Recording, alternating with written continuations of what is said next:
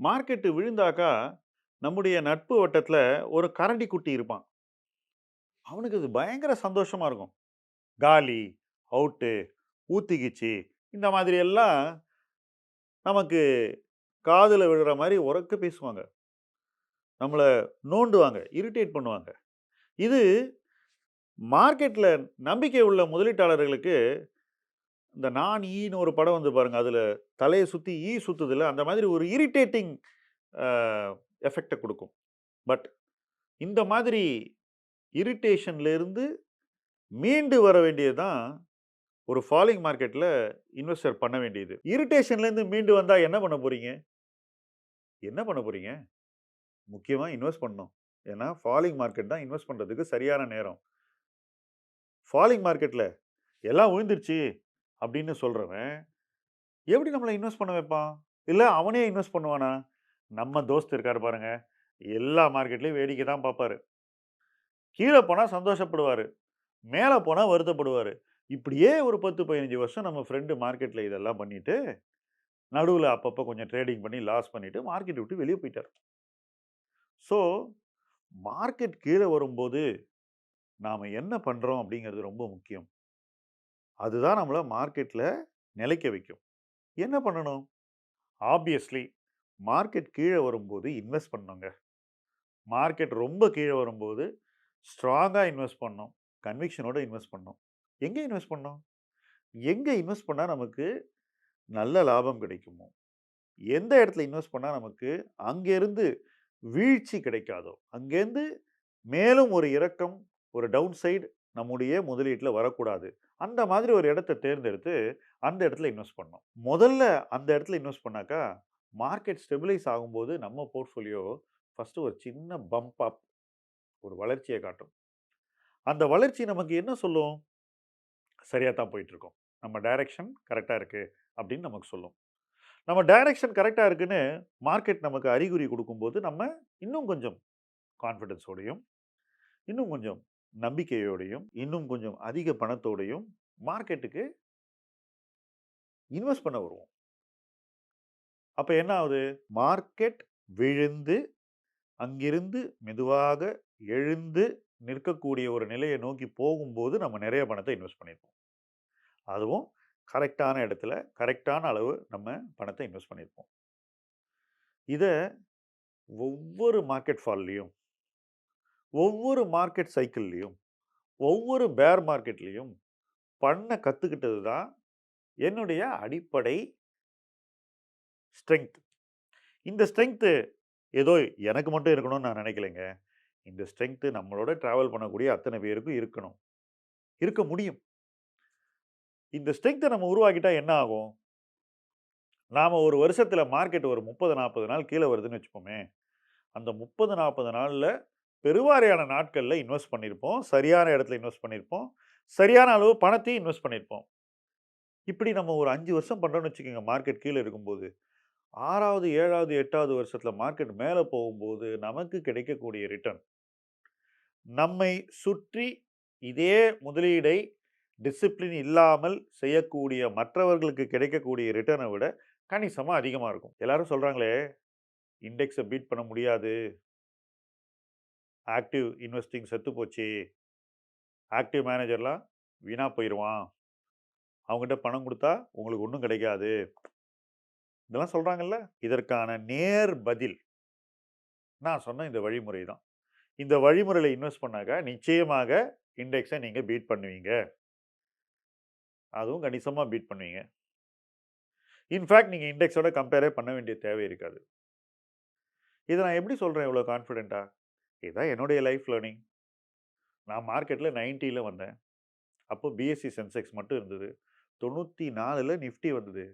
In fact கிட்டத்தட்ட ஒரு 15 வருஷத்துக்கு நான் நிஃப்டி எல்லாம் ஒரு பொருட்டாவே நினைக்கல. நிஃப்டியோட கம்பேர் பண்ற அளவுலாம் நிஃப்டியே வொர்த் இல்ல அப்படின்ற ஒரு மைண்ட் செட்டோட தான் நாங்க இன்வெஸ்ட் பண்ணோம். கொஞ்சம் அதிகமா இருக்குல்ல? அந்த அளவுக்கு மார்க்கெட் மேல எங்களுக்கு நம்பிக்கை இருக்கு. திரும்பி பார்க்கும்போது, அந்த கம்பேரிசன் பண்ண வேண்டிய தேவை இல்லாத அளவுக்கு மார்க்கெட்ல நமக்கு வாய்ப்புகள் இருக்கு. அந்த வாய்ப்புகள மட்டுமே நம்ம கவனம் கொண்டதுனால நமக்கு அதிக ரிட்டர்ன சம்பாதிக்க முடிஞ்சது. அந்த அதிக ரிட்டர்ன் நமக்கு நிஃப்டிங்கிறத மதிக்க வேண்டிய இடத்துல கூட நம்மள வைக்கல. பட் எல்லா நேரத்திலயும் இது நிலைக்காதுங்க. சில நேரங்கள்ல ஒட்டுமொத்த சந்தையும் மிக அதிகமான ஒரு மதிப்பீட்டிலிருந்து இறங்கும்போது, இப்ப நடக்கிற மாரி, நிஃப்டி அல்லது நீங்க கம்பேர் பண்ற இண்டெக்ஸ விட ஆக்டிவ் இன்வெஸ்டிங் கொஞ்ச நாளைக்கு பெர்ஃபார்ம் பண்ண ஸ்ட்ரகிள் பண்ணலாம். சரி, அப்போ இந்த கிரிட்டிக்ஸ் ஆஃப் ஆக்டிவ் இன்வெஸ்டிங் இருக்காங்களே, ஃபண்ட் மேனேஜர திட்டுறவன், தனிநபர்கள திட்டுறவன், இவங்கலாம் சொல்றது கரெக்ட்டா அப்படின்னு கேட்டீங்கன்னா, அப்பவும் தப்புங்க.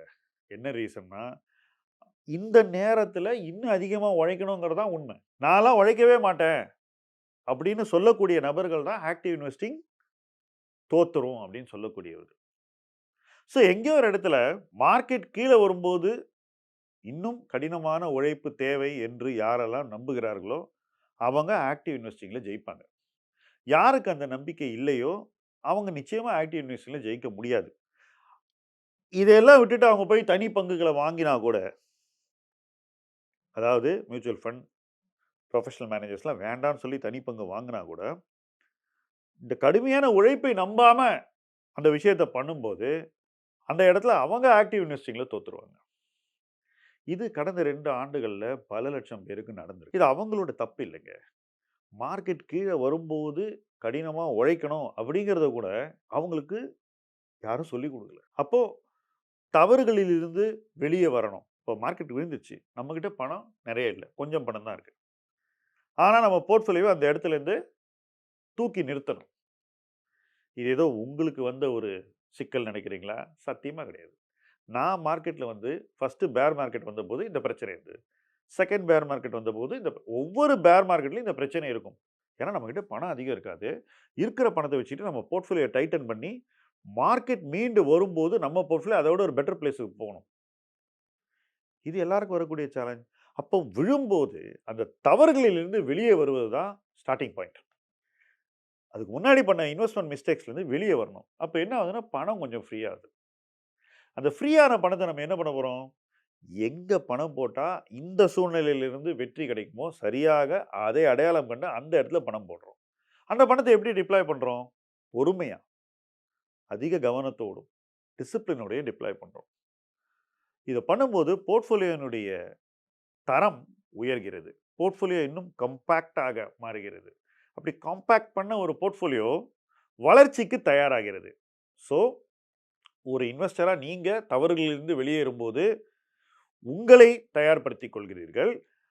முடிவுகளை சரியாக எடுத்து பணத்தை வெளியே எடுக்கிறீர்கள் தவறுகளிலிருந்து. அந்த பணத்த மறுபடியும் இன்வெஸ்ட் பண்ணும்போது, நீங்க போர்ட்ஃபோலியோவ தயாரிக்கிறீங்க. அத தயார்படுத்துறீங்க. போர்ட்ஃபோலியோ தயார்படுத்தும்போது, போர்ட்ஃபோலியோ ஸ்ட்ராங் ஆகிட்டே போகுது. அதுக்கப்புறம் மார்க்கெட் எப்போ அந்த மாதிரியான ஒரு சூழலில் இருந்து மீண்டு வருகிறதோ, உங்க போர்ட்ஃபோலியோ அன்னைக்கு மார்க்கெட்ட விட வேகமா முன்னேறணும், ஓடணும். இதுதான் மார்க்கெட் கீழ வரும்போது ஒவ்வொரு இன்வெஸ்டரும் பண்ண வேண்டிய ஒரு விஷயம். இப்ப நான் ஒரு முதலீட்டாளனா லைஃப்ல என்ன கத்துக்கிட்டேனோ, எத நான் வந்து 35 வருஷமா பிராக்டிஸ் பண்றேனோ, இந்த விஷயங்கள தான் நான் வந்து ஒரு புரொஃபஷனல் ரோல்லயும் மத்தவங்களுக்கு சொல்லிக் குடுக்க முயற்சிக்கிறேன்.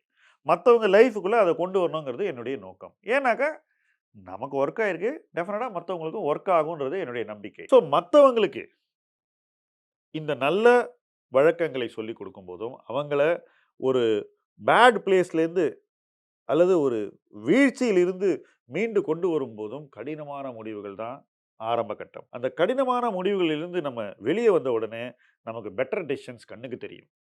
பெட்டர் டெசிஷன்ஸ நம்ம ஏற்கும்போது, தொடர்ந்து அந்த டெசிஷன்ஸ்ல நம்ம பணத்த போட்டுக்கிட்டே இருப்போம்.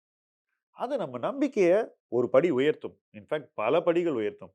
நம்ம நம்பிக்கை உயரும்போது, நாம எடுக்கக்கூடிய அடுத்த கட்ட நகர்வுகள்லாம் ரொம்ப ஸ்ட்ராங் ஆகும். உறுதியோடையும் இருக்கும். அப்போ நாம பொருளாதார ரீதியாக நம்முடைய வளர்ச்சிய வேகப்படுத்த ஆரம்பிக்கிறோம்.